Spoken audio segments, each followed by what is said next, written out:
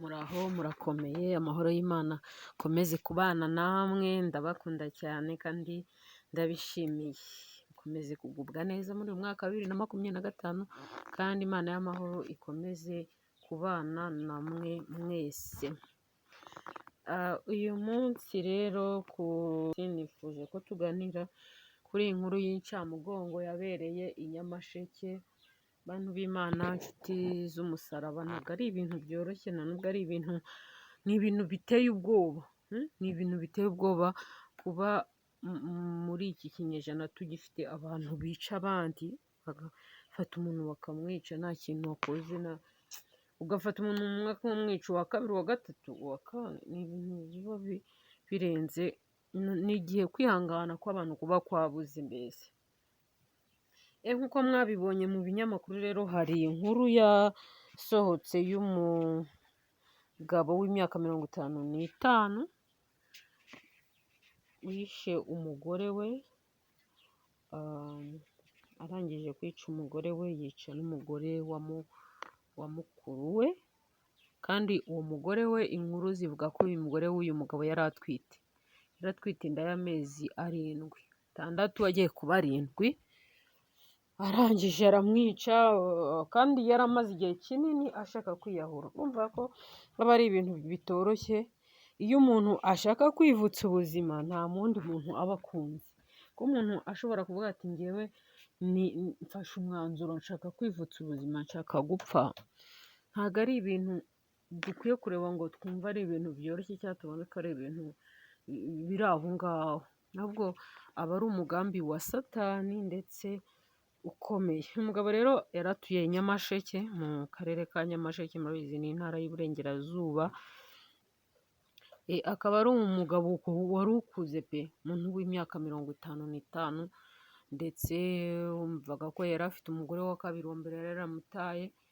Numva ko yari umuntu ukuze, yari umuntu wakagombye kuba ari icyitegererezo, cyangwa se ari umuntu wakagombye kwigirwaho ibintu byinshi. Ariko birababaje iyo umuntu akuze, aho kugira ngo abe icyitegererezo mu bantu, ahubwo akaba igicibwa mu bantu, cyangwa se akaba ari we wangiza ibintu. Ni ibintu biba bitoroshye kubyakira cyangwa se kubibona muri sosiyete. Ntabwo aba ari ibintu bisanzwe. Umuntu mukuru, keretse wenda nimba ari ibirozi baba batereje abantu, ndetse ko nabyo ngo bibaho ko umuntu bashobora kumutereza amarozi akaba yakora ibintu bidakwiriye, nyine agakora ibintu nk'ibyo bintu biba byabaye by'indengakamere.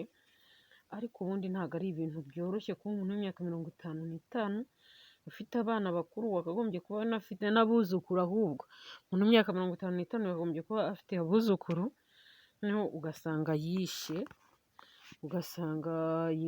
abantu barenga 3.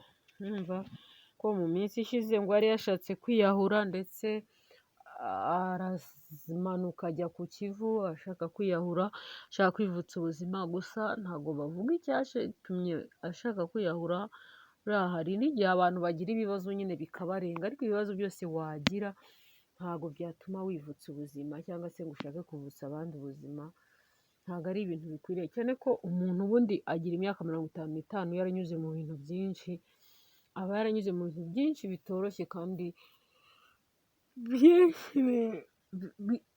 mbese bikakaye. Yaranyuze mu bintu bimushimisha n'ibimubabaza, aba yarabonye ibintu bibabaje, aba yarabonye ibintu byiza byinshi, aba yarahuye n'abantu beza, aba yarahuye n'abantu babi.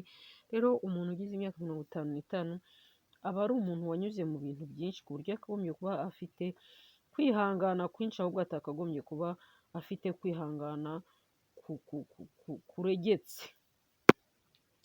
Rero ntago ari ibintu twakagombye kurebera gutyo gusa ngo tubirebe duceceke, cyangwa se tubirebe tumve ari ibintu bisanzwe. Ntabwo ari ibintu bisanzwe. Urabona ko izi mva ni iz'abantu 3, harimo n'umwana hagati y'iyi mva itariho ifoto, ndetse n'iyi yindi iriho ifoto, harimo imva y'umwana mutoya. ni uruhinja bishe rukiri mu nda ya mama warwo, rwari rwenda kuvuka. Umva uwo muziranenge yazize ubusa, ndetse n'aba babyeyi bazize ubusa, kuko simpamya neza ko yari afitanye amakimbirane nabo bose. Wenda amakimbirane ashobora kuba yari ayafitanye n'umugore wenda tuvuge, ariko si umugore wa mukuru we.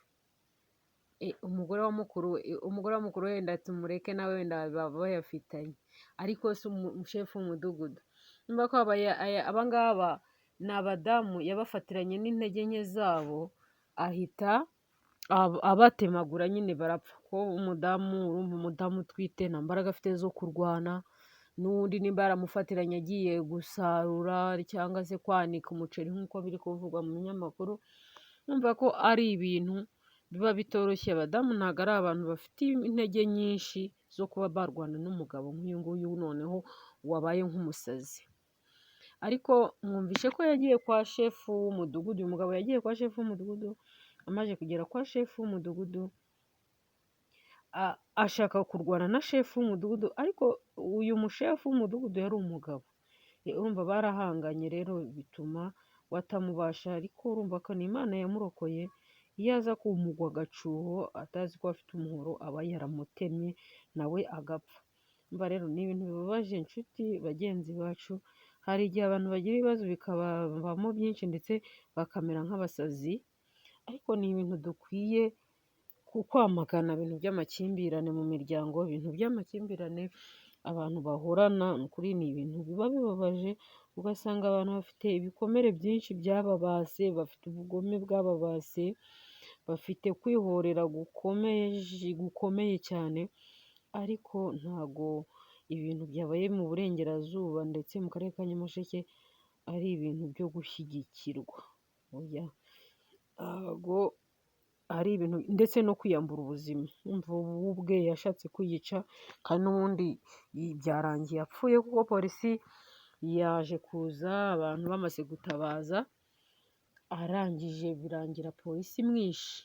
Polisi yashatse kurwanya polisi ashaka kubica, nawe aravuga ati namwe murapfa, birangira polisi nayo yirwanyeho. Kuyitirwanaho, urumva umuntu nk'uyu wari wasaze yatemye n'inka, ageze n'aho atema n'inka nayo irapfa.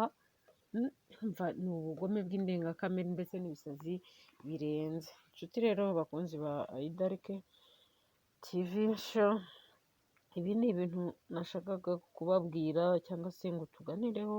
Ntabwo ari ibintu bikwiye gukorwa muri uru Rwanda rwacu.